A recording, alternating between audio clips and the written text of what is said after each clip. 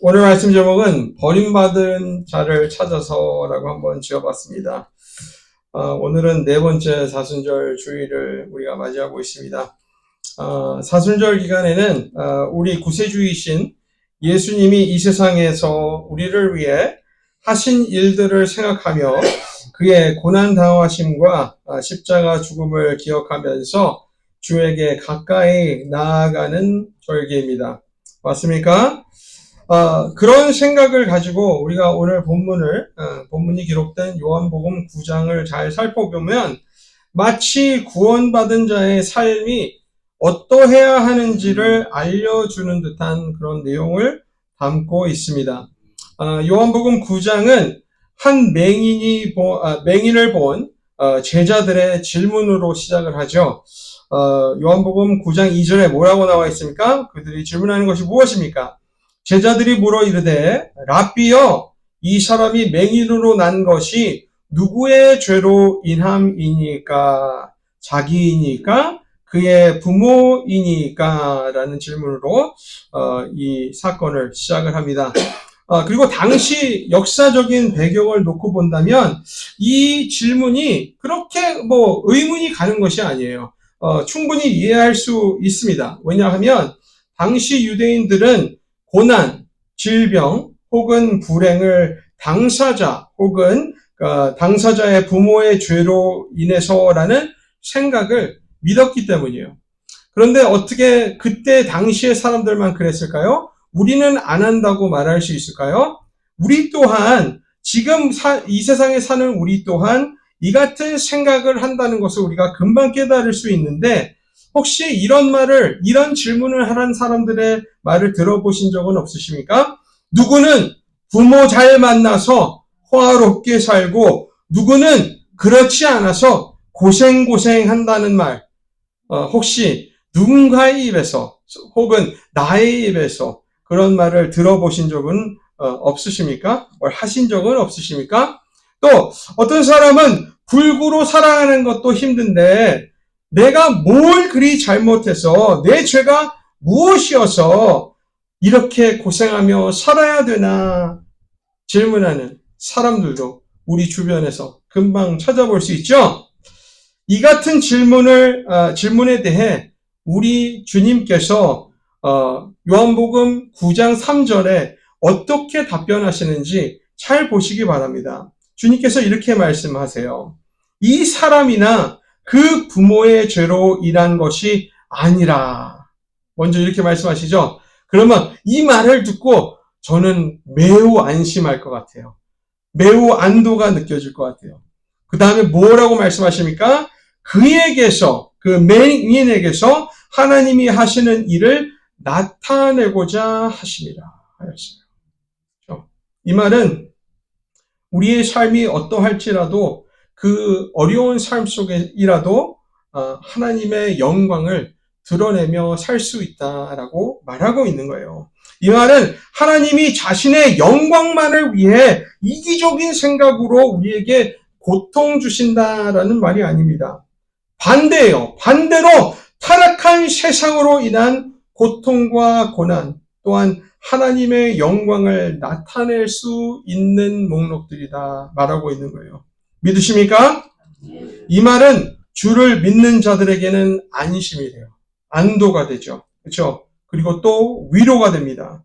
왜냐하면 사도 바울이 고린도전서 1장 27절에 이렇게 말한 것이 증거가 돼요. 하나님께서 세상에 미련한 것들을 택하사 지혜 있는 자들을 부끄럽게 하려 하시고 세상에 약한 것들을 택하사 강한 것들을 부끄럽게 하신다. 이 말을 우리 모두에게 주를 믿는 자들에게 확인을 준 것이기 때문에 얼마나 예수님께서 그렇게 말씀하신 것이 위로가 되고 은혜가 되는지 여러분 한번 잘 생각해 보시기 바랍니다. 우리 삶에서 겪는 고통과 고난이 우리가 하나님에게 잘 보이지 않아서임을 이미 아니라는 것을 깨닫게 하므로 우리는 더 이상 우리가 사는 이 세상을 부끄럽게 살 이유가 없습니다. 불만만 하며 살 이유가 없습니다. 오히려 당당하게 살 수 있다는 것입니다. 이후에는 주님이 말씀하신 대로 하나님의 영광을 나타내는 기적을 보여주시죠. 그 기적이 무엇입니까? 예수님은 결코 말씀으로만 끝나지 않으세요. 그 말씀의 권능을, 진리를 보여주십니다. 그렇죠? 그가 하신 일이 무엇이에요? 땅에 침을 뱉어 진흙을 만들고 그 진흙을 맹인의 눈에 발라줍니다. 그렇죠? 여러분, 밖에서 땅을 이렇게 한 주먹 챙겨 와볼까요? 거기다 제가 침을 확 뱉어가지고 여러분들 눈에 붙인다고 한번 상상을 해보세요.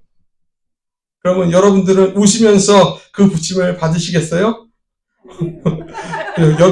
여기서도 그냥 몇몇 분들은 어떻게 그렇게 지저분하게 예수님께서 하실 수 있을까? 그런 생각을 하죠. 근데 장님의 입장에서 생각을 해보세요. 고침을 받고자 하는 사람의 입장에서는, 이 맹인의 입장에서는 절망적이지 않았겠어요? 그 삶이? 그러면 주님이 뭘 하셔도 그는 믿고 따랐을 거예요. 그렇죠? 이 말씀은 우리에게도 적용이 되는 거예요. 여러분, 때로는 우리가 성경을 읽으면서 인상을 찌푸릴 때가 있어요. 그렇죠? 맞습니까? 왜냐하면 이해가 안 되니까 무슨 말을 하시는 거지? 아니, 하나님이 어떻게 이러실 수가 있으실까라는 그런 의문도 가죠. 그런데 진정으로 하나님의 자녀로 거듭나기 위해서는 믿음으로 믿는 자로서 살기 위해서는 믿음이 우선이라는 것을 우리는 깨달아야 돼요. 그 방법이 어떠할지라도 그 방법을 주님께 맡기고 순종하고 나가는 것이 믿는 자의 모습이에요. 이 같은 모습이 우리의 믿음을 향한 우리의 태도가 되어야 됩니다. 여러분, 인간인 우리가 하나님이 역사하시는 방법에 대해 얼마나 납득이 돼야 믿는다고 할까요? 얼마나 하나님께서 보여주시고 얼마나 하나님께서 설득을 해야 사람들이 하나님을 믿는다 말할까요? 그런데 누가 이런 말을 했는데 이 말을 한번 여러분께서 깊이 고려하시면서 한번 생각해 보세요. 그가 이렇게 말했습니다. 젊은 친구였는데 만약 성경에 기록된 가장 큰 기적이라고 할 수 있는 하나님이 말씀으로 천지를 창조하셨다라는 것과 예수님을 죽음에서 시키셨다라는 이 두 기적을 우리가 믿는다고 하면 그러면 하나님께서 역사하시는 그 어떤 방식도 우리는 믿을 수 있어야 된다라는 말이에요. 그렇죠? 태초에 하나님께서 말씀으로 천지를 창조하셨다는 것을 믿는다고 하잖아요. 그렇죠? 그리고 하나님께서 죽으신 예수님을 부활시키셨다는 것 또한 우리 믿잖아요. 그러면 하나님께서 하시는 모든 역사 가운데 우리가 믿지 못할 것이 어디 있겠습니까? 우리가 순종하지 못할 것이 무엇이겠습니까? 그렇죠? 예수님께서 투하고 흙을 침으로 섞어서 여러분들 눈에 댄다 할지라도 우리는 믿는 자로서 예수님 감사합니다, 순종하겠습니다 하며 나아가는 것이 바로 우리의 영적인 태도여야 하는 거예요. 맞습니까? 때로는 우리가 도무지 납득이 되지 않고 설득이 되지 않아도 믿음이란 늘 믿고 따르는 순종이 항상 먼저라는 사실을 성도 여러분들께서 꼭 기억하시기 바랍니다. 이 같은 믿음을 가지고 예수님이 말씀하신 대로 실로암 못에 가서 그 맹인이 씻었더니 무슨 일이 벌어졌습니까? 태어났을 때부터 맹인이었던 자가 깨끗이 씻음을 받게 되죠. 안 보였던 시야가 보이기 시작하죠. 얼마나 큰 그런 기적입니까? 그렇죠? 그러면 이렇게 큰 기적을 그가 체험했으면 주변 사람들이 이 모습을 보고 함께 축하해주고 기뻐해야 되는 것이 마땅한 반응 아니겠어요? 그런데 무슨 일이 벌어지고 있습니까? 무슨 일이 벌어집니까? 그 반대적인 현상들이 일어나죠. 가깝다 생각한 이웃들마저 긴가민가하죠. 자신이 그 사람이라 그렇게 외쳐 말하는데도 불구하고 사람들은 그를 믿지 않죠. 근데 이것이 바로 우리가 사는 세상의 모습 아닙니까? 우리가 어떻게 사람들에게 설명을 하고 설득을 해도 사람들은 우리를 쉽사리 믿지 않죠. 그 사람들이 이웃이라 할지라도 그들에게 고침을 받았다는 것보다 그 사람이 구걸하던 맹인이었다 아니다라는 논쟁이 더 중요했다라는 거예요. 얼마나 안타깝습니까? 그럼 진정 이 상황에서 누가 맹인이었을까요? 그런 질문을 또 하게 하죠. 만약 진정 그 이웃들이 그 사람의 진정한 이웃이었다면 치유받은 것을 함께 기뻐하고 함께 축하해 주었어야 하는데 이웃으로 살면서 그 수년간 같이 한 동네에 살면서도 관심 하나 보여주지 않았다는 것이 참 가슴 아픈 우리의 현실인 것 같습니다. 우리는 안 그러세요? 여러분들은 안 그렇습니까? 우리가 사는 그런 환경 속에서도 그 어느 누구도 관심 한번 주지 않으려고 하는 것이 우리의 현실이지 않을까요? 이처럼 매정한 삶을 우리는 살아가고 있습니다. 정말 안타까운 현실 아니겠습니까? 그리고 또 흥미로운 점은 이웃이라고 한 자들이 자신이 맹이었다는 것을 말했음에도 믿지 않고 오히려 그를 종교 지도자들인 바리새인들에게 데려가는 모습을 우리가 보게 되죠. 그렇죠? 그리고 바리새인들 앞에서 또다시 자신이 누구로부터 또 어떻게 고침을 받게 되었는지 설명하는데도 불구하고 그 설명에는 관심 없고 단 예수님이 이 기적을 안식일 날 하셨다는 것을 가지고 또 논쟁을 펼칩니다. 그럼 이 상황에서 진정한 맹인은 누구였을까요? 라는 질문을 또 하게 하죠. 그런데 그들의 생각을 16절에 요한복음 9장 16절에 이렇게 기록하고 있습니다. 바리새인 중에 어떤 사람은 말하되 이 사람이 안식일을 지키지 아니하니 하나님께로부터 온 자가 아니라 하며 어떤 사람은 말하되 죄인으로서 어떻게 이러한 표적을 행하겠느냐 하여 그들 중에 분쟁이 있었다라고 말하였어요. 그런 반면 본문 9장 11절을 보면 예수님을 이 맹인이 이렇게 부르는 것을 우리가 볼 수 있어요. 예수님을 향해 그 사람이라고 얘기하죠. 그러고 난 후에 종교 지도자들 앞에서는 예수님을 더 이상 그 사람이라 부르지 않아요. 그럼 뭐라고 부릅니까? 종교 지도자들이 그럼 너는 예수님을 뭐라고 생각하느냐? 누구라고 생각하느냐라는 질문을 했을 때 이 고침을 받은 맹인은 그는 선지자요 라고 답했어요. 어느 순간 그 사람에서 예수님은 선지자라는 인식으로 그 사람 생각을 가득 메우고 있었다는 거예요. 그럼에도 믿기를 거부하던 바리새인들은 심지어 그의 부모들까지 뭐라고 하죠? 부르죠. 그래서 또 같은 질문을 합니다. 이 자가 당신의 아들이요? 당신의 아들이 태어났을 때부터 맹인이었어? 그러면 이 맹인이었던 자가 어떻게 고침을 받았습니까? 라는 질문을 또 해요. 그런데 희한한 점이 하나 있습니다. 그럼 뭔지 아세요?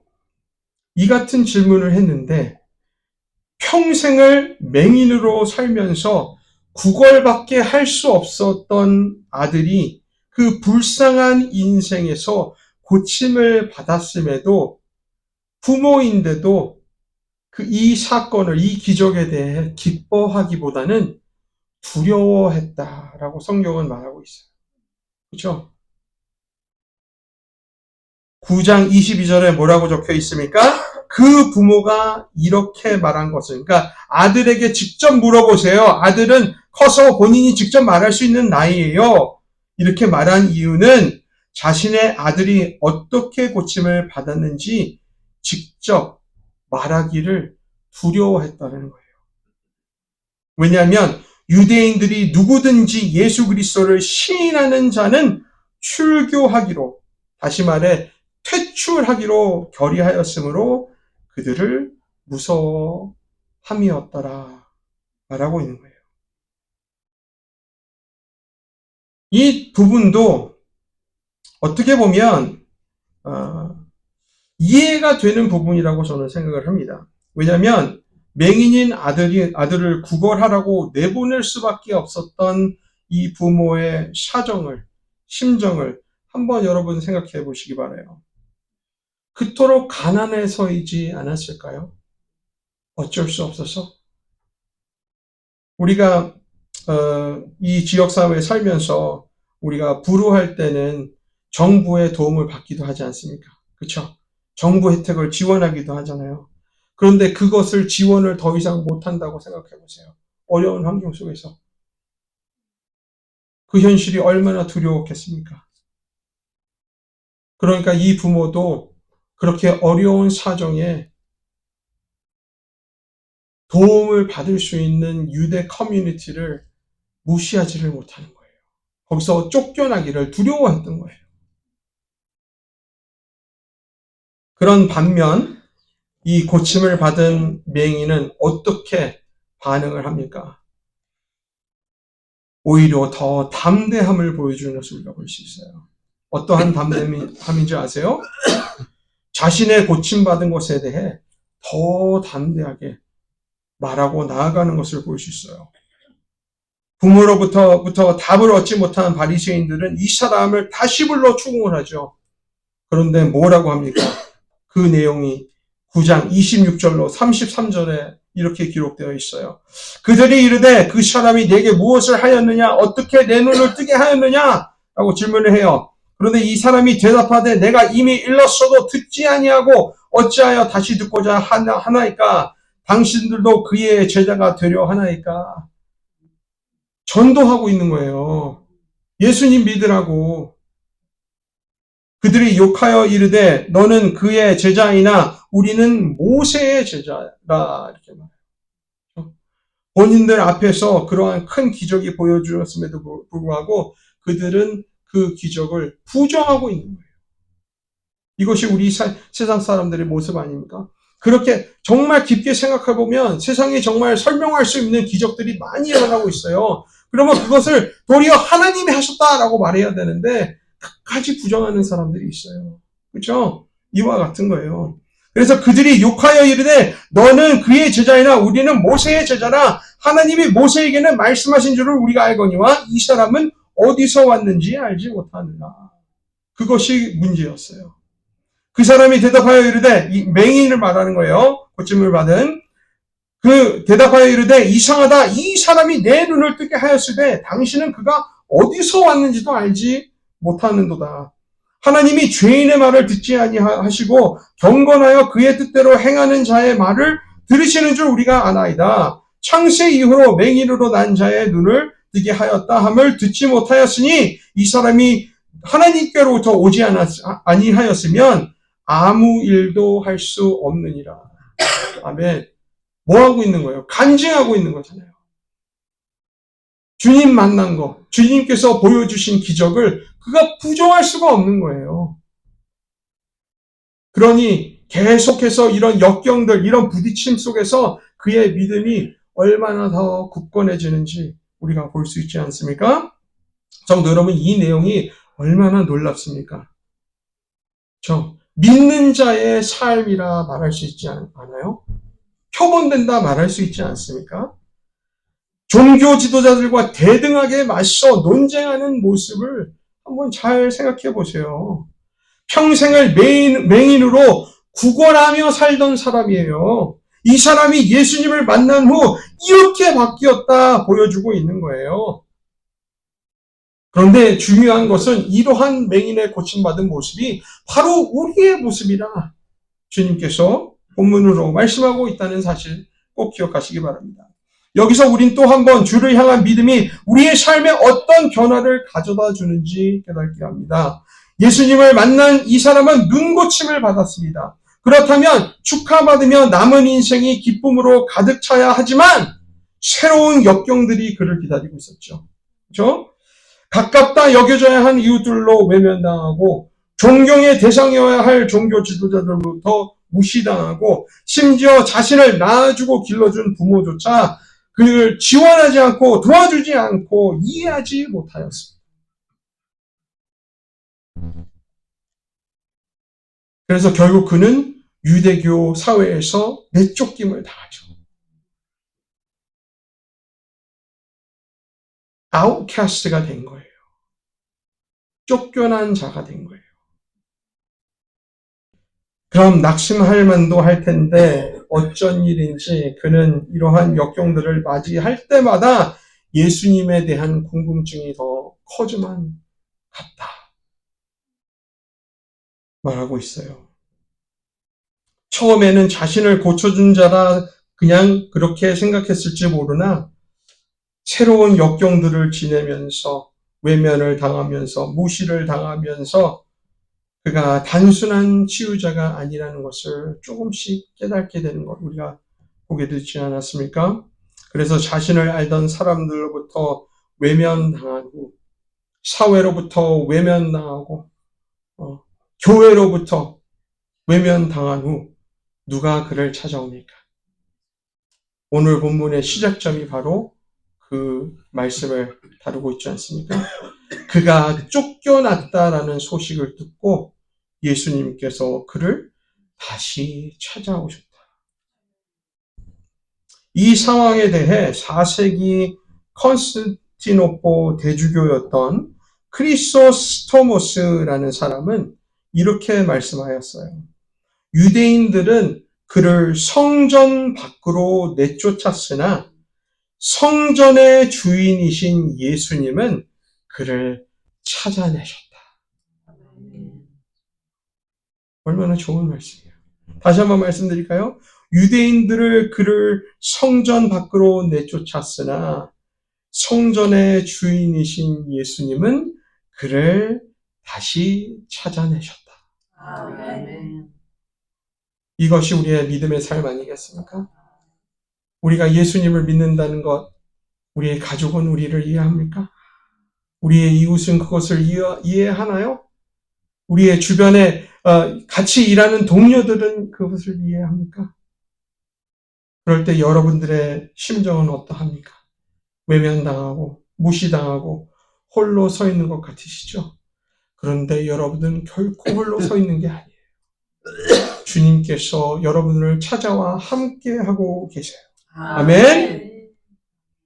그래서 예수님께서 그 자를 다시 만나 이런 질문을 하죠.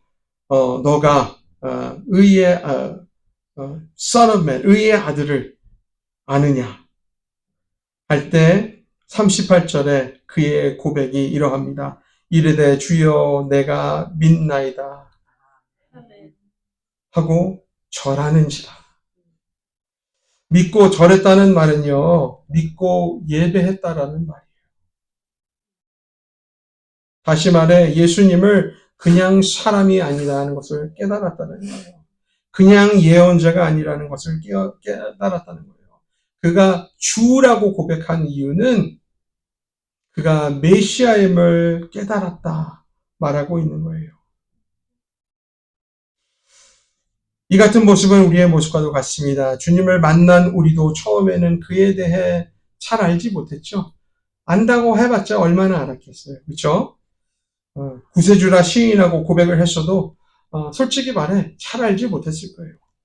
그런데 세월이 흐르면서 인생과 그 믿음과 부딪히는 일들을 겪으면서 예수님의 생각이 더 확고해지지 않았습니까?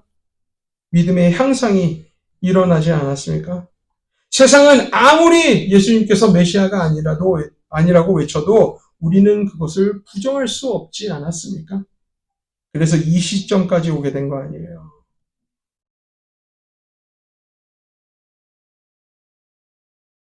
이것이 매우 중요한 깨달음이라는 사실 기억하시기 바랍니다. 그리고 왜 그런가라는 질문을 하신다면 주님께서는 쫓겨난 자들을, 내침받은 자들을 찾아오시는 분이시기 때문에 이 같은 사실이, 이 같은 깨달음이 우리에게 큰 위로가 되길 바랍니다. 사순절을 맞이하는 우리에게 주님을 더 찾고 더 붙잡는 그런 이유가 되길 간절히 바랍니다. 그리하여 우리 또한 이 맹인이 그랬던 것처럼 내가 믿나이다 라고 매일 영원히 답할 수 있는, 그리고 예배할 수 있는 저와 여러분들이 될 수 있기를 주님의 거룩한 이름으로 축원합니다. 함께 기도하겠습니다.